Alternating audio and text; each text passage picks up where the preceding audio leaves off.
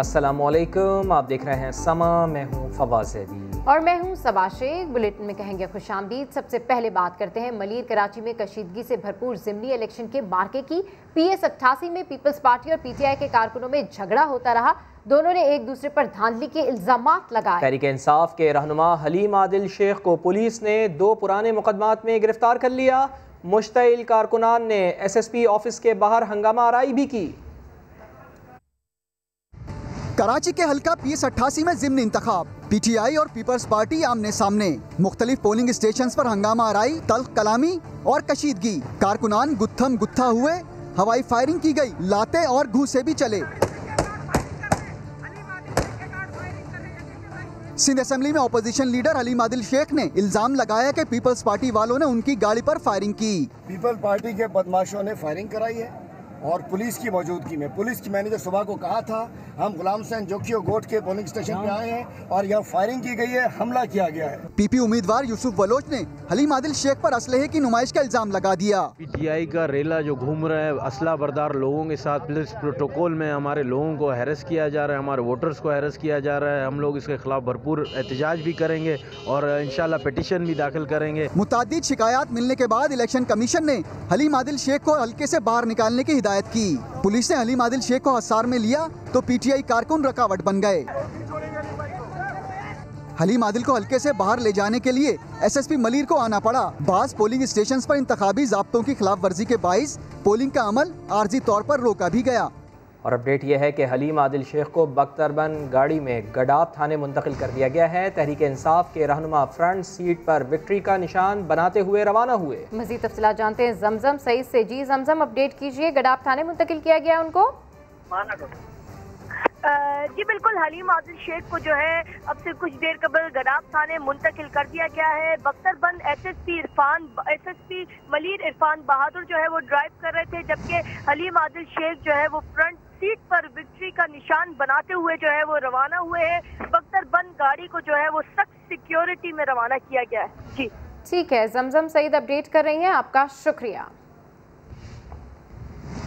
तो PTI ने धांधली के इल्जामात तो लगाए, सूबाई वज़रा प्रेस कॉन्फ्रेंस करने चले आए। सईद करी ने हलीम आदिल शेख पर हुसैन जोखियो गोट में फायरिंग का इल्जाम लगाया। उन्होंने इलेक्शन कमीशन से नोटिस लेने का मुतालबा किया। कहा तहरीक इंसाफ को अपनी हार यकीनी नजर आ रही है।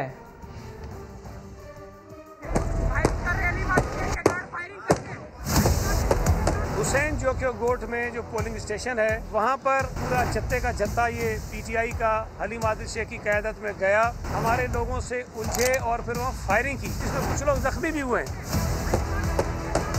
असला उनका है, खाली बुलेट्स हैं, वो फॉरेंसिक करवाएं, आपको पता चल जाएगा। राइफल से वो फायर हुए, M4 राइफल होती है, उसके बुलेट्स भी हैं। हलीम आदिल शेख की जो एक्टिविटीज थी आपने अपनी आंखों से देखी हैं, बदमाशी करने की, दहशत फैलाने की, फायरिंग करने की, लोगों को जख्मी करने की, वोटिंग के अमल को रोकने की कोशिश करने की इजाजत तो किसी को नहीं दी जा सकती।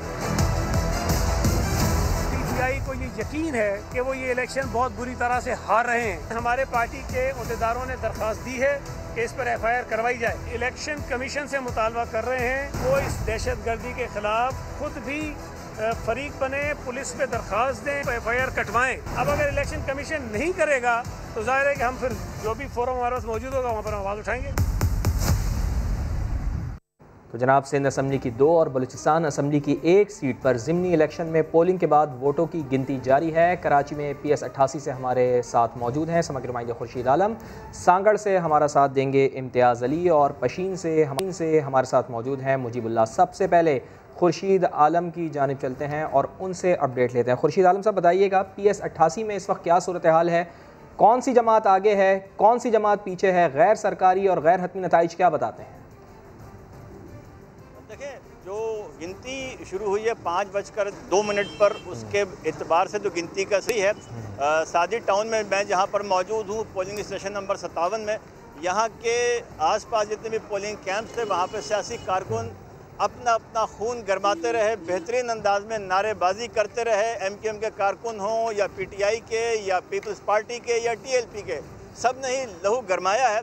लेकिन अब तक जो गैर सरकारी गैर हतमी नताइज हमारे सामने आना शुरू हुए हैं, क्योंकि इलेक्शन कमीशन ने वाज़ेह किया था कि वोटिंग का वक्त ख़त्म होने के 2 घंटे बाद तक हम कोई नताइज जारी नहीं कर सकते। लेकिन अब तक जो नताइज आना शुरू हुए हैं गैर सरकारी गैर हतमी, उसके मुताबिक पाकिस्तान पीपल्स पार्टी की बरतरी नज़र आ रही है। दूसरे नंबर पर जो पीटीआई के उम्मीदवार हैं और तीसरे नंबर पर एमक्यूएम के साजिद अहमद नज़र आते हैं। लेकिन इस एतबार से देखा जाए तो पाकिस्तान पीपल्स पार्टी का पल्ला अब तक भारी नज़र आता है। वोटों की गिनती का सिलसिला जारी है। सरकारी नताइज तो यकीनन इलेक्शन कमीशन जारी करेगा, लेकिन अब तक के गैर सरकारी गैर हतमी नताइज यही बता रहे हैं कि पाकिस्तान पीपल्स पार्टी के यूसुफ बलोच अब तक इस दौड़ में आगे हैं।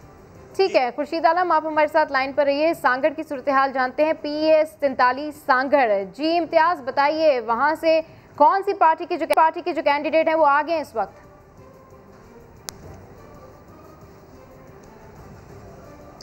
हाँ जी बिल्कुल, 5 बजे जो है वोटिंग की गिनती का अमल शुरू हो चुका था, जो कि इस वक्त भी जारी है। अगर बात करें आगे की तो गैर हतमी और गैर सरकारी नताइज के मुताबिक पाकिस्तान पीपल्स पार्टी के जाम शब्बीर अली 4919 वोट लेकर आगे इस वक्त जा रहे हैं, जबकि जो है पाकिस्तान तहरीक इंसाफ के मुश्ताक जोने जो है वो 675 के करीब जो है वो वोट ले चुके हैं। ये 13 पोलिंग स्टेशन का नतीजा है जो कि गैर हतमी और गैर सरकारी है, वो जो हम अपने नाजरीन को बता रहे हैं। जबकि इस वक्त पोलिंग में जो गिनती का अमल है वो ताहम जारी है, मगर जो रिजल्ट हमारे गैर हतमी गैर सरकारी हमारे सामने आई है उसके मुताबिक जो है पाकिस्तान पीपल्स पार्टी का जो है इस वक्त पलड़ा हमें भारी नज़र आ रहा है, और जो कामयाबी का ताज है वो पाकिस्तान पीपल्स पार्टी के जाम शब्बीर अली ने इस वक्त तक अपने सर में सजा लिया है। जी बहुत शुक्रिया, आप हमारे साथ ही रहिएगा। पशीन लिए चलते हैं नाजरीन आपको, जहां से हमारे नुमाइंदे मुजीबुल्लाह मौजूद हैं। मुजीब, आप बताइएगा कि मजमूई तौर पर पोलिंग कैसी रही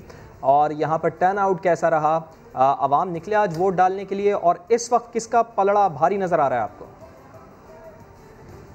आज बिल्कुल हल्का PB 20 पशीन 3 पर अगर ज़िमनी इंतखाबात की बात की जाए और यहाँ पर टर्न आउट की बात की जाए तो टर्न काफ़ी कम देखने को मिला।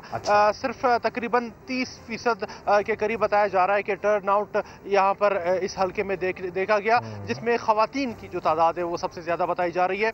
अब भी जो पोलिंग के बाद जो गिनती का अमल है वो जारी है। गैर सरकारी गैर हतमी नतीजा समा ने 3 पोलिंग स्टेशनों का हासिल कर दिया है। 3 पोलिंग स्टेशनों में high school Semzai, high school Alizai और हाई स्कूल हैकलजई शामिल है, जिसमें बलूचिस्तान अवामी पार्टी जो कि बलूचिस्तान की हुक्मरान जमात है उसके जो उम्मीदवार हैं असमतुल्लाह तरीन वो 382 वोट लेकर आगे है, और जबकि JUI के अजीजुल्लाह आगा जो है वो 344 वोट लेकर दूसरे नंबर पर है। ये सिर्फ 3 पोलिंग स्टेशन का गैर हतमी और गैर सरकारी नतीजे। और इस बारे में आपसे अपडेट लेते रहेंगे। मुजीब हमारे साथ मौजूद थे, इम्तियाज अली हमारे साथ मौजूद थे, खुर्शीद आलम, आप सबका बेहद शुक्रिया। सेनेट इंतखाबात के लिए PTI की टीम में मामूली तब्दीली। खैबर पख्तूनख्वा से नामजद उम्मीदवार निजुल्लाह खटक से टिकट वापस लेने का फैसला कर लिया गया। फैसलवाड़ा से मुतालिक कारकुनान के एतराज़ात मुस्तरद कर दिए गए। पंजाब, सिंध, बलोचिस्तान और इस्लामाबाद में उम्मीदवार तब्दील नहीं होंगे। अब्बास शब्बीर की रिपोर्ट। वज़ीर-ए-आज़म की ज़ेर सदारत PTI के पार्लिमानी बोर्ड का इजलास। सेनेट इंतखाबात में उम्मीदवारों पर एतराज़ात का जायजा और टिकटों पर नजरसानी। खिलाड़ियों की 20 रुकनी टीम में मामूली तब्दीली। खैबर पख्तूनख्वा से जनरल नशिस्त पर PTI का टिकट लेने वाले नजीउल्लाह खटक को सेनेटर बनना नसीब न हुआ। पार्टी ने टिकट वापस लेकर उनकी जगह किसी और उम्मीदवार को मैदान में उतारने का फैसला कर लिया। इजलास में सिंध से नामजद फैसल वावडा के खिलाफ अरकान के एतराज़ात मुस्तरद कर दिए गए। सिंध से फैसल वावडा और सैफुल आबडो ही सेनेट का इलेक्शन लड़ेंगे। पंजाब, बलोचिस्तान और इस्लामाबाद में भी उम्मीदवार तब्दील नहीं होंगे। पार्लिमानी बोर्ड ने रीजनल कमेटियां भी तश्कील दे दी, जो अपने अरकान और इत्तेहादियों से मिलकर जीत की हिकमत अमली बनाएंगी। जनूबी पंजाब में शाह महमूद कुरैशी, वज़ीर आला उस्मान बुज़दार, खैबर पख्तूनख्वा में परवेज़ खटक, गवर्नर शाह फरमान, वज़ीर आला महमूद खान और असद कैसर को जिम्मेदारियां दी गई हैं। शमाली पंजाब में आमिर कियानी, फवाद चौधरी, गवर्नर पंजाब चौधरी सरवर, सिंध में गवर्नर इमरान इस्माइल वोट लेने के लिए किरदार अदा करेंगे। वज़ीर आज़म इमरान खान सेनेट इंतखाबात में इस्लामाबाद की नशिस्त के लिए फिक्रमंद है। सीनियर क़यादत को इस्लामाबाद की नशिस्त पर तवज्जो देने की हिदायत कर दी है। कहा यह वफाकी दारुल हुकूमत की नशिस्त बड़ा मार्का है। पार्लिमानी बोर्ड के इजलास में क्या डिस्कशन हुई जानते हैं अब्बास शब्बीर से। जी अब्बास, अपडेट कीजिए। देखिए, अगर हम स्पेसिफिकली बात करें तो इस्लामाबाद की सीट को प्राइम मिनिस्टर ऑफ पाकिस्तान ने एक बड़ा मैच करार दिया है कि 2 बड़ों का मैच है, यानी हफीज शेख और यूसुफ रजा गिलानी फिक्रमंद है। इसलिए हिदायत की है पार्टी की सीनियर क़यादत को कि इस्लामाबाद की सीट पर तवज्जो दी जाए। रोजाना की बुनियाद पर मशावरती इजलास के इनेकाद का फैसला भी किया गया है और पार्लिमानी बोर्ड को अहम अहदाफ भी सौंप दिए गए हैं। वजीर आजम पुरुम्मीद हैं कि वो ये सीट जीतेंगे और उन्होंने कहा है कि इंशाल्लाह हमें कामयाबी मिलेगी। लेकिन इस्लामाबाद की जो है वो एक बड़ी सीट है और ये बड़ा मार्का है। ये पार्लिमानी पार्टी के इजलास, पार्लिमानी बोर्ड के इजलास में वजीर आजम की तरफ से ये बात कही गई। फ्रीक्वेंटली ये बात कही गई। जब इस्लामाबाद की सीट की बात आई तो यूसुफ रज़ा गिलानी की सीट पर डिस्कस हुआ और उन्होंने कहा कि ये एक बड़ा मैच होगा और इंशाल्लाह हम इस मैच में जीतेंगे। ठीक है, अब्बास शब्बीर अपडेट करें, आपका शुक्रिया। और अभी आपको बताएं कि ओपन बैलेट केस है। मरियम नवाज का अदलिया से मुताल्लिक इंतहाई मुतनाज़ा बयान भी सामने आया है। PTI रहनुमाओं का रद्द अमल भी आ गया है। तो आपको आगाह करें कि ओपन बैलेट केस से मुताल्लिक मरियम नवाज का अदलिया से मुताल्लिक इंतहाई मुतनाज़ा बयान सामने आया। PTI रहनुमाओं का रद्द अमल भी इस पर सामने आ गया। बिल्कुल, ओपन बैलेट केस के मुतालिक मरियम नवाज का अदलिया से मुतालिक इंतहाई मुतनाज़ बयान सामने आया है, जिस पर एक के बाद एक करके PTI के जो रहनुमा है उनका रद्द अमल भी सामने आ गया है उनके इस मुतनाज़ बयान के मुतालिक। इसी पर मजीद बात करने के लिए हमें ज्वाइन किया है शहबाज गिल साहब ने। बहुत शुक्रिया सर, आपने समा के लिए वक्त निकाला। सर, मरियम नवाज जिस तरह से मुतनाज़ बयान देती रही हैं, अब एक और मुतनाज़ बयान सामने आ गया है अदलिया से मुतालिक, इस पर क्या कॉमेंट करेंगे सर आप? जी बिस्मिल्लाहिर्रहमानिर्रहीम।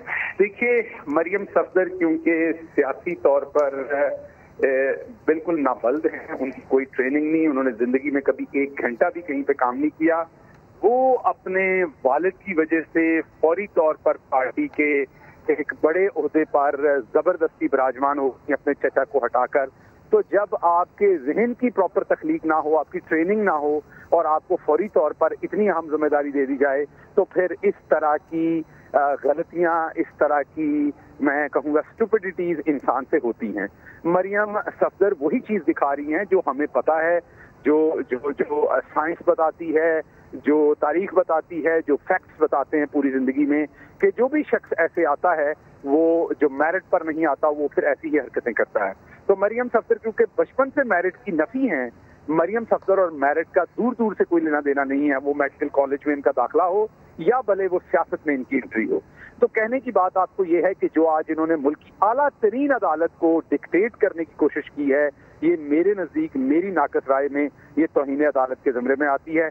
किस तरीके से कोई भी शहरी, वो किसी भी मुल्क का शहरी हो, भले पाकिस्तान में नहीं पूरी दुनिया में, अपने मुल्क की आला तरीन अदालत को ये बताने की कोशिश करे कि आपने कौन सा फैसला कैसे करना है। अपने मुल्क की आला तरीन अदालत को ये बताने की कोशिश करे, मुअज़्ज़ज़ तरीन जजेस को, कि अगर आपने फैसला ये दिया तो हम ये समझेंगे कि आप किसी के असर रसूख में हैं, मीन कि आप आउटकम को पहले ही चैलेंज कर रहे हैं और धमकी दे रहे हैं कि अगर इस फैसले का आउटकम ये आया तो फिर जजेस तैयार हो जाएं, हम उनको कहेंगे कि आप किसी की साइड ले रहे हैं, आप किसी के कहने पे ये कर रहे हैं।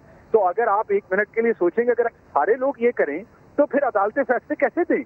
ये वो माफिया है जिसको, अगर आपको याद हो, इनके वालिद का जब फैसला लिखा गया था तो एक बहुत ही मोअज़्ज़ज़ जज ने इनको सिसिलियन माफिया के साथ इनको लिंक किया था।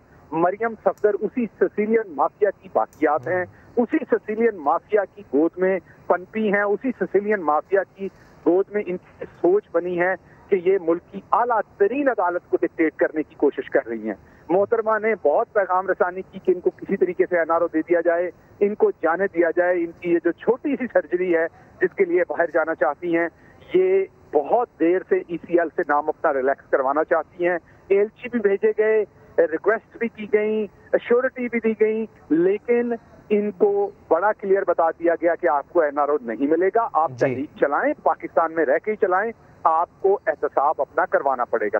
तो जो आज की इनकी स्टेटमेंट है बहुत ही अफसोसनाक है। इस पे मैं तो रिक्वेस्ट करूंगा मुल्क की आला तरीन अदालत से कि इनके खिलाफ तौहीन अदालत की कार्रवाई इस पर शुरू की जाए। ठीक, शहबाज गिल साहब बहुत शुक्रिया आपके वक्त के लिए। हमारे साथ मौजूद हैं खालिद अजीम साहब। खालिद अजीम साहब, आपने गुफ्तगू सुनी शहबाज गिल साहब की, उन्होंने कहा कि अदलिया को इस तरह से डिक्टेट नहीं करना चाहिए, उनको प्रेशराइज नहीं करना चाहिए मरियम नवाज को, इनके खिलाफ अब तौहीन अदालत की कार्रवाई बनती है। क्या ऐसा है खालिद साहब, हो सकता है ऐसा? जी देखिए, उसूली तौर पे तो उन्होंने एक दुरुस्त बात की है और यहाँ तक कहा जाता है कि किसी भी मामले में जब कोई जो मामला अदालत में ज़ेर समाअत हो तो इवन जजेस की जो तारीफ़ करना है वो भी एक तरह से फ़ैसले पे असरअंदाज होने के मुतरादिफ होता है और उसको तौहीन अदालत के ज़ुमरे में लिया जाता है। कुजा ये कि आप तनकीद का निशाना बनाएं, आप जो है कहें कि अगर इन लाइन्स पे फ़ैसला आएगा तो ये समझा जाएगा कि इसके पीछे ये मकसद था, ये मोटिव था।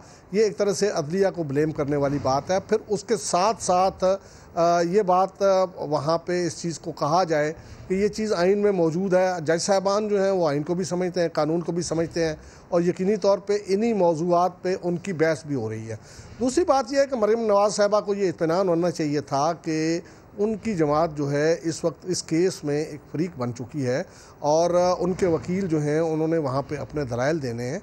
अगर उनका ये कोई ऐसा मौक़िफ़ था तो उसको वहाँ पे वो अदालत के सामने उठा सकती थी। मैं ये समझता हूँ कि ये हमारे मुल्क में एक वतीरा बन चुका है कि अदालत में जो चीज़ जो केस फाइल कर दिया जाता है उसके हक़ में आके या उसके मुखालफत में आके दूसरे की मुखालफत में आके बयानबाजी भी की जाती है, टॉक शोज़ में भी आके उस पर इज़हार ख्याल किया जाता है। तो ये सारी ऐसी चीज़ें हैं जो अदलिया पे असरअंदाज होने वाली होती हैं। सब जुडिस मैटर जो है उस पर गुफ्तगू करते हुए हमेशा मोहतात रहने की ज़रूरत होती है।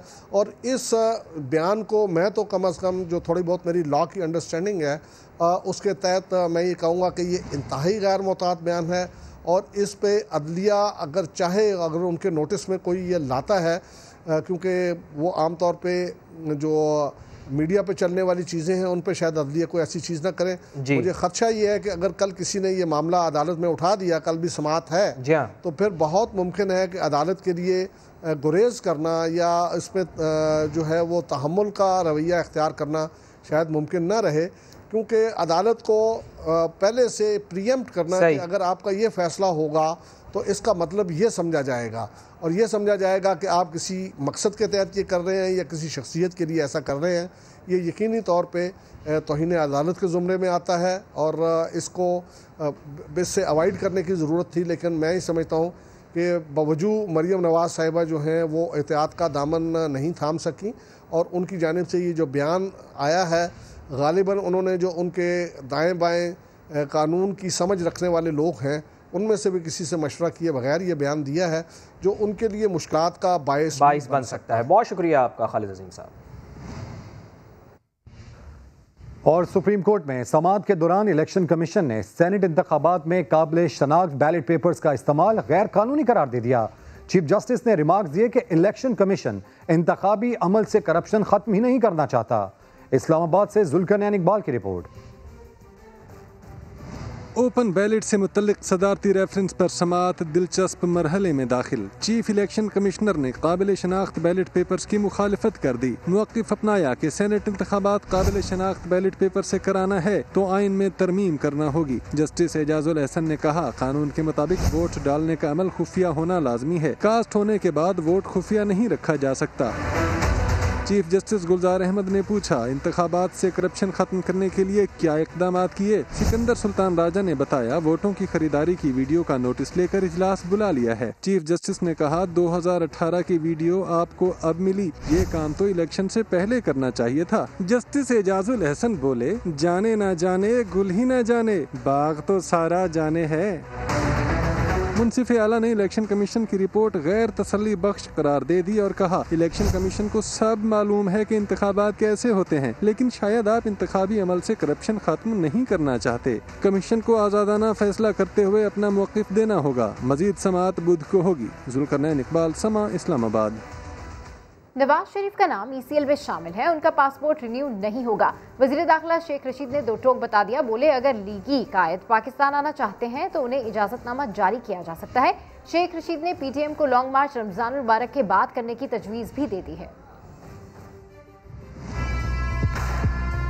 नवाज शरीफ साहब पासपोर्ट का आज रात 12 बजे उनकी रिन्यूअलशिप खत्म हो रही है। 20 अगस्त 2018 से नवाज शरीफ साहब और मरियम साहबा ECL पे हैं। जिनका नाम ECL पे हो उनका पासपोर्ट ना रिन्यू होता है ना नया दिया जाता है।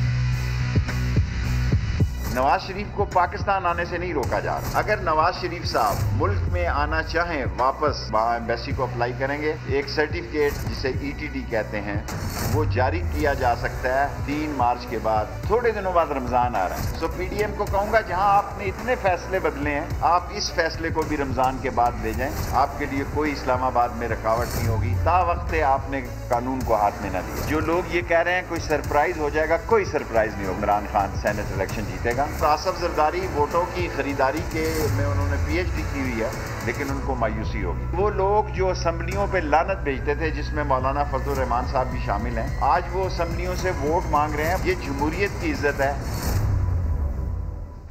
और ब्रॉडशीट की कहानी में एक और किरदार सामने आ गया। कंपनी के CEO कावे मुसावी ने इल्ज़ाम लगाया कि बरतानवी सहाफ़ी ने कमीशन के एवज़ शहजाद अकबर से मुलाकात कराई। मुशीर बराए एहतसाब शहजाद अकबर ने इल्ज़ामात की तरदीद कर दी। शाहिद खाकान कहते हैं चेयरमैन नैब को अपने इदारे में ब्रॉडशीट की करप्शन नजर नहीं आती।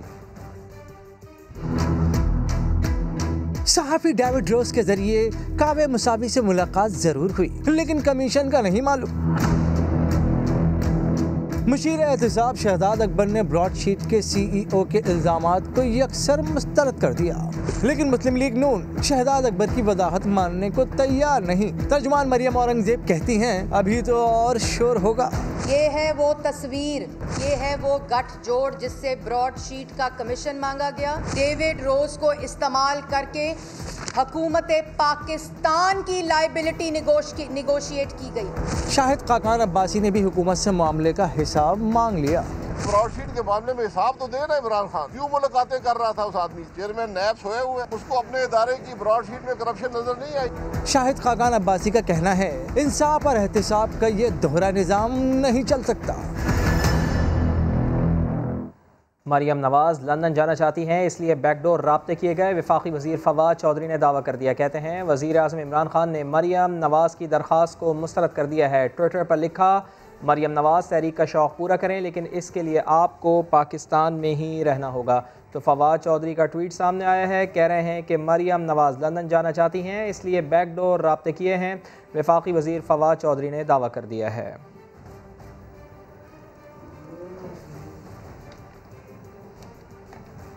अहम खबर से आपको आगाह करें, आपको बताएं कि पाकिस्तान और IMF के दरमियान मुआहिदा तय पा गया है। IMF एग्जीक्यूटिव बोर्ड की मंजूरी से $50 करोड़ जारी करेगा। तफसीलात जान लेते हैं। समग्र नुमाइंदे शकील अहमद हमारे साथ मौजूद होंगे, उनसे रब्ता करने की कोशिश करें। लेकिन ये एक बहुत बड़ी खबर है, पाकिस्तान और IMF के दरमियान मुआहिदा तय पा गया है। IMF एग्जीक्यूटिव बोर्ड की मंजूरी से $50 करोड़ जारी करेगा। समग्र नुमाइंदे शकील अहमद हमारे साथ मौजूद हैं। शकील अहमद, ये तो बड़ी अच्छी खबर है पाकिस्तानी मईशत के लिए भी। जी हाँ, पाकिस्तान और IMF के दरमियान जो तातुलशुदा मुज़ाकरात थे वो अब कामयाब हो गए हैं। फरवरी से प्रोग्राम तातुल का शिकार था, लेकिन अब पाकिस्तान और IMF के दरमियान एग्रीमेंट हो गया है। IMF का जो एग्जीक्यूटिव बोर्ड है वो जब मंजूरी देगा तो पाकिस्तान को $50 करोड़ जारी हो जाएंगे। हुकूमत ने ढांचागत इस्लाहात के लिए IMF को यकीन दिला दिया है और साथ ही कहा गया है कि कोरोना की वजह से प्रोग्राम तातुल का शिकार हुआ, लेकिन अब मुआशी इस्तेकाम आ रहा है और इंसानी जानों के तहफ़्फ़ुज़ के लिए इजाफी इक़दाम किए गए हैं। तो ये पाकिस्तानी मईशत के लिए एक अच्छी खबर है। पाकिस्तानी मईशत के लिए इंतहाई अच्छी खबर है। मुआशी इस्तेहकाम आ रहा है। कोरोना की वजह से प्रोग्राम पर अमल दरामद में आर्जी तातुल आया, ऐसा कहना है IMF का। और अब पाकिस्तान ने ढांचा जाती इस्लाहात की यकीन दहानी करा दी है। IMF के हवाले से आपको अपडेट करें, पाकिस्तान और IMF के दरमियान मुआहिदा तय पा गया। IMF एग्जीक्यूटिव बोर्ड की मंजूरी से $50 करोड़ जारी करेगा। शकील अहमद, लोन का टोटल साइज क्या होगा, ढांचा क्या होगा इसका? देखिए, ये तकरीबन $6 अरब का प्रोग्राम था। तो कुछ पाकिस्तान को 3 साल का ये प्रोग्राम था। कुछ रकम पाकिस्तान को पहले जारी हो चुकी है, तकरीबन $1 अरब तो एडवांस जारी किए गए थे, फिर पहली किस्त भी जारी कर दी गई थी। लेकिन फरवरी में ये प्रोग्राम तातुल का शिकार हो गया, जिसके बाद पाकिस्तान को $45 करोड़ मिलने थे। लेकिन IMF की शराइत थी कि बिजली की जो कीमतें हैं उसमें इजाफा किया जाए और गैर जरूरी अखराजात हैं उन पर काबू पाया जाए और जो माशी तवाज़ुन है उसको इंश्योर किया जाए। तो मुज़ाकरात मुसलसल चल रहे थे। आपको याद होगा कि हुकूमत ने बिजली की कीमतों में इजाफा भी कर दिया, पेट्रोलियम मसनूआत की कीमतों में भी इजाफा हुआ और जो जरूरी शराइत थी वो पूरी कर दी गई, जिसके बाद IMF और पाकिस्तान के दरमियान जो स्टाफ लेवल पर एग्रीमेंट है उस पर बाकायदा इत्तफाक हो गया। और अब IMF ने कहा है कि $50 करोड़ पाकिस्तान को दिए जाएंगे, लेकिन उसके लिए जो एग्जीक्यूटिव बोर्ड है वो वाशिंगटन में उसका इजलास होगा, उसके बाद पाकिस्तान को रकम जारी करने की मंजूरी दे दी जाएगी। लेकिन अहम बात यह है कि IMF प्रोग्राम के साथ बहुत सारी दीगर चीजें भी जुड़ी हुई हैं। पाकिस्तान को आलमी सतह से मजीद मुआशी जो माली वसाइल हैं वो हासिल होंगे और पाकिस्तान की इकानमी पर जो एतमाद है उसमें इजाफा होगा और जो फिजिकल बैलेंस है, जो माशी तवाज़ुन है वो भी पैदा होगा। तो ये इससे बहुत सारी चीजें जुड़ी हैं। वर्ल्ड बैंक और ADB और जितने दीगर इदारे हैं वो भी पाकिस्तान की मुआशी मदद करेंगे। और अब बजट से पहले चूंकि ये डेवलपमेंट हो गई है तो पाकिस्तान को नए माली साल का बजट जो है उसको तैयार करने में भी आसानी होगी और IMF को ऑन बोर्ड लेकर नए माली साल का बजट जो है उसको तैयार किया जाएगा। जरूरी लाजमन इसमें जो कोरोना की वजह से जो मुआशी जो अदम इस्तेहकाम पैदा हुआ, जो रुकावट आई, उसको दूर करने के लिए इसमें काफ़ी इक़दाम शामिल किए जाएंगे।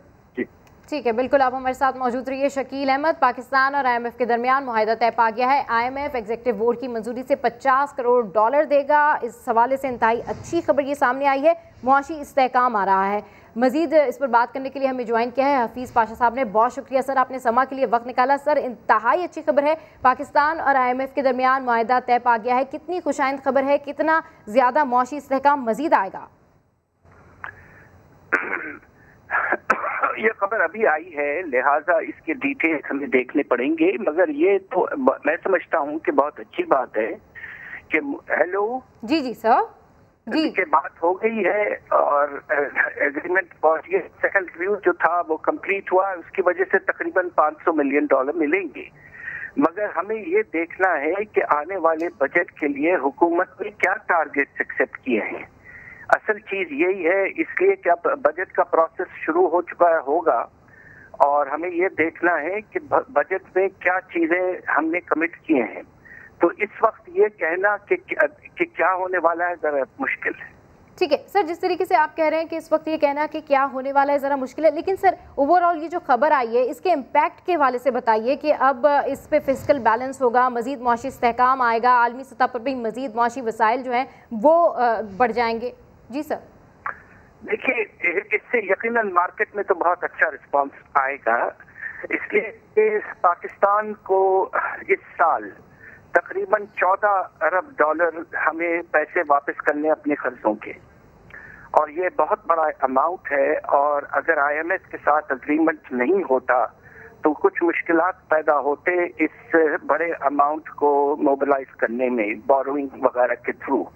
तो इस लिहाज से स्टेबिलिटी यकीनन इसमें बढ़ेगी, मगर ये देखना है कि अगर आपका करंट अकाउंट बढ़ रहा है, आपका बजट बैलेंस जो है वो खराब हो रहा है, तो क्या एग्रीमेंट गवर्नमेंट ने की है कि क्या इक़दाम लेंगे कि करंट अकाउंट जो पॉजिटिव से नेगेटिव हो गया है और जो बजट का खसारा बढ़ता हुआ नजर आ रहा है। अच्छा सर, जिस तरीके से अब ये मुआहिदा तय पा गया है, जी सर, जिस तरीके से ये मुआहिदा तय पा गया है तो IMF के अलावा और कहां से हमें जो है वो मिल सकते हैं कर्जा, और दूसरा FATF के ऊपर इसका क्या इम्पैक्ट पड़ेगा?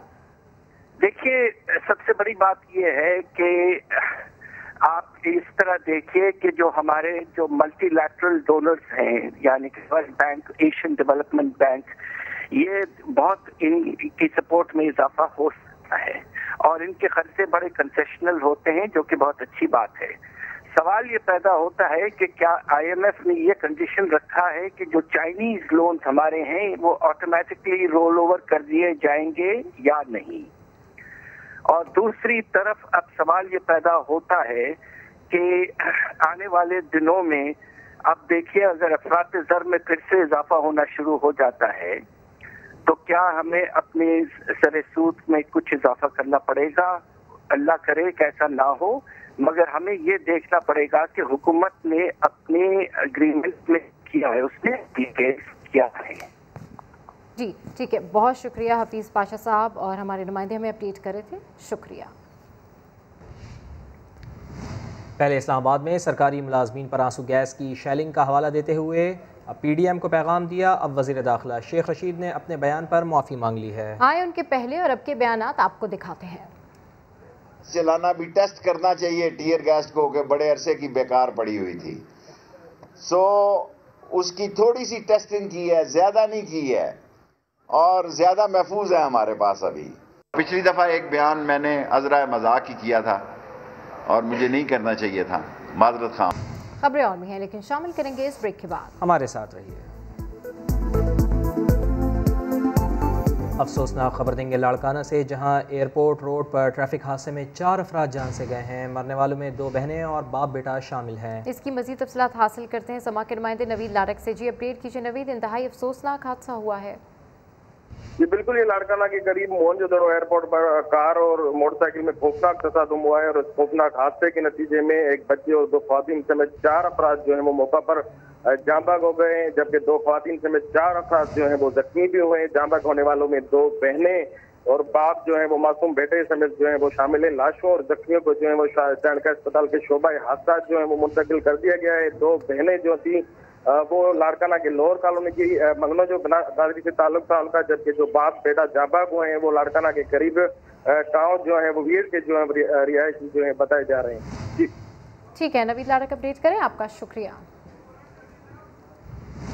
सरगोदा में कार नहर में जा गिरी। हादसे में 2 बच्चों समेत 4 अफराद जाँ बहक और 4 जख्मी हो गए। रेस्क्यू के मुताबिक हादसा धुंध के बाइस लाहौर रोड पर लक्सियाँ के करीब हुआ, जिसमें मियाँ बीवी और बेटा समेत 4 अफराद दम तोड़ गए, जबकि माँ और 3 बच्चे जख्मी भी हुए हैं, जिन्हें अस्पताल मुंतकिल कर दिया गया है। इस्लामाबाद सेक्टर G11 ट्रैफिक हादसा केस की समाअत। कशमाला तारिक की बेटे अजलान की 24 फरवरी तक अबूरी जमानत में तौसीक कर दी गई। जाँ बहक 4 अफराद में से 2 के वुरसा ने मुलजिम को माफ़ कर दिया। तीसरे के लवाहिकीन से भी सुलह हो रही है। मजीद बताएंगे आदिल तनौली। G11 इस्लामाबाद हादसा केस में नया मोड़। कशमाला तारिक के बेटे और मुलजिम अजलान को रिलीफ मिलने का इम्कान। हादसे में जाँ बहक होने वाले 4 में से 2 नौजवानों आदिल और फारूक के वुरसा ने सुलह कर ली। कशमाला तारिक के बेटे अजलान की अबूरी दरखास्त जमानत पर एडिशनल सेशन जज शेख मोहम्मद सोहेल की अदालत में समाअत। सुलह के हल्फनामे अदालत में पेश। जज ने इस्तफसार किया, मुलजम की तरह। वकील ने बताया कि 2 मतवफियान के वुरसा से राजीनामा हो गया, तीसरे से भी सुलह हो रही है, इसलिए अजलान पेश नहीं हुआ। मुकदमे में आयद दफात काबिल जमानत है, मुलजमान की जमानत मंजूर की जाए। इसमें राजीनामा किया है 2 फरीकैन ने और उन्होंने अपनी सारी तसल्ली की है, क्योंकि हमने उनको वीडियो भी दिखाई है, मोटरवे के रिकॉर्डिंग भी जो कि पुलिस के पास अवेलेबल है वो भी दिखाई गई है उनको। सरकारी वकील ने दरखास्त जमानत की मुखालफत करते हुए मौकफ अपनाया। अभी मुलजिम के पेश करदा लाइसेंस की तस्दीक नहीं हुई। 4 अफराद की जान गई है, जमानत मनसूख की जाए। अदालत ने मुलजिम की अबूरी जमानत में 24 फरवरी तक तोसीक कर दी और तफ्तीशी अफसर को आइंदा समाअत पर मुलजिम अजलान के लाइसेंस की तस्दीक कराकर पेश करने का हुक्म दे दिया। लाहौर में फ्लैट से यूनिवर्सिटी के स्टूडेंट की लाश मिली है। हलाकत को हादसा करार देकर मैयत वर्षा के हवाले कर दी गई। वर्षा ने कानूनी कार्रवाई से इनकार कर दिया। जहांगीर खान की रिपोर्ट। तालिब इल्म हादसाती तौर पर जाँ बहक हुआ या कोई और वजह थी, कानूनी कार्रवाई से इनकार पर तयन न हो सका। 20 साला अरसलान निजी यूनिवर्सिटी में BSIT का तालिब इल्म था। फ्लैट के वॉशरूम में नहाने गया और वहीं पर मौत हो गई। साथियों ने दरवाजा तोड़कर लाश निकाली। वॉशरूम में वेंटिलेशन भी थी लेकिन थोड़ी सी ओपन थी, तो पता नहीं अब हार्ट अटैक है या फोरेंसिक है। वालों ने तो बताया कि उसके गैस की वजह से बना हुआ है, जो भी इशू बना। मुतवफ़ी के साथियों का कहना है कि गीजर की गैस भर जाने से हलाकत हुई। हम लोग जॉर्डन में रहते थे, ये इधर रहता था। जब हमें कॉल आई तो हम आए, तब तक इसकी डेथ हो चुकी थी। पुलिस के मुताबिक तालिब इल्म के जिस्म पर तशद्दुद का कोई निशान नहीं। कानूनी कार्रवाई से इनकार पर मैयत पोस्टमार्टम के बगैर वर्षा के हवाले कर दी गई। कैमरामैन नदीम सादिक के साथ जहांगीर खान, समा, लाहौर। कराची में हसन स्क्वायर से नेशनल स्टेडियम जाने वाली सड़क बंद करने के बायस शहर में बदतरीन ट्रैफिक जैम हो गया है। इस पर मजीद बात करेंगे समा के chief crime reporter Ahmed Rahman Khan से। अहमद, ट्रैफिक की रवानी के लिए क्या इकदाम किए जा रहे हैं? कोई मुतबादिल रास्ते भी नहीं है? जी देखिए, सदर है, शाहराह फैसल है, हसन स्क्वायर और गवर्नर हाउस के अतराफ में इस वक्त ट्रैफिक का दबाव है। खास तौर पर जो दफातर से घर जाने वाले शहरी थे उनको काफी परेशानी का सामना करना पड़ रहा है। कोई मुतबादिल रास्ता ट्रैफिक पुलिस की जानिब से वैसे तो ऐलान किया जाता है, लेकिन उस पर ट्रैफिक की रवानी को उस तरह से बहाल नहीं किया जा पाता जैसे एक आम सड़क पर ट्रैफिक की बहाली की जाती है। इस वक्त शहर के मुख्तलिफ इलाके हैं जिसमें Saddar, Shahrah Faisal, Hasan square, governor house, वहाँ पर ट्रैफिक का दबाव है, जिसकी वजह से शहरी काफी परेशान दिखाई दे रहे हैं। सिक्योरिटी खदशात के पेश नजर एक सड़क जो कि हसन स्क्वायर से नेशनल स्टेडियम की जानिब जा रही है उसको ट्रैफिक के लिए बंद किया गया था। ट्रैफिक पुलिस का और पुलिस का ये बताना है कि उसी के बाइस शहर में ट्रैफिक का एक फ्लो बना है। जी ठीक है, अहमद रहमान खान अपडेट करें, आपका शुक्रिया। डेरा इस्माइल खान से अहम खबर शामिल करेंगे, जहां जफराबाद कॉलोनी के करीब पुलिस और दहशत गर्दों में मुकाबला हुआ है। पुलिस के मुताबिक एक खुदकुश हमलावर ने खुद को धमाके से उड़ा लिया है, जबकि दूसरा खुदकुश बमबार जख्मी हो गया है। पुलिस और सिक्योरिटी फोर्सेस ने इलाके को घेरे में ले लिया है। BDS को भी तलब कर लिया गया है। आपको बताएं कि अहम खबर आ रही है डेरा इस्माइल खान से, जहां जफराबाद कॉलोनी के करीब पुलिस और दहशत गर्दों में मुकाबला हुआ है। पुलिस के मुताबिक एक खुदकुश हमलावर ने खुद को धमाका खेज मवाद से उड़ा लिया है, जबकि दूसरा खुदकुश बमबार जख्मी हुआ है। लाहौर ताजपुरा की रज़ाक कॉलोनी में सीवरेज के गंदे पानी ने शहरियों का जीना दूभर कर रखा है। रिहायशी हुकूमत से मसाइल हल करने की अपील कर रहे हैं। मैं हाफिज अमजद रज़ाक कॉलोनी UC 147। हमें पूरे इलाके के सीवरेज ने डुबोया हुआ है। ये देखें हमारी हालत क्या है। ये किसी इंसान के गुजरने की या ज़िंदगी गुजारने का सर कोई तरीका नहीं है। करोड़ों रुपया वासा जैसे महकमों पे खर्च किया जाता है महाना, लेकिन ये देखें हमारी वासा की वजह से क्या हालत है।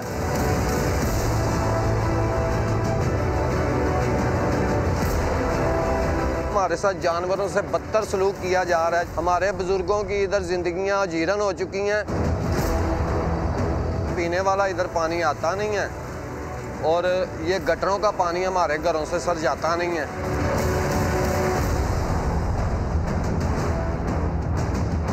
बच्चियों के रिश्ते भी नहीं होते सर। कई लोग हमारे बहन भाई इधर से अपने मकान छोड़कर बाहर इलाकों में किरायों पर जाकर रह रहे हैं कि अपने बच्चे बच्चियों के रिश्ते कर सकें। हम वज़ीर आला उस्मान बज़दार से ये अपील करते हैं, ये देखें सर, ये हमारे जेन्युइन मसले हैं, जेन्युइन।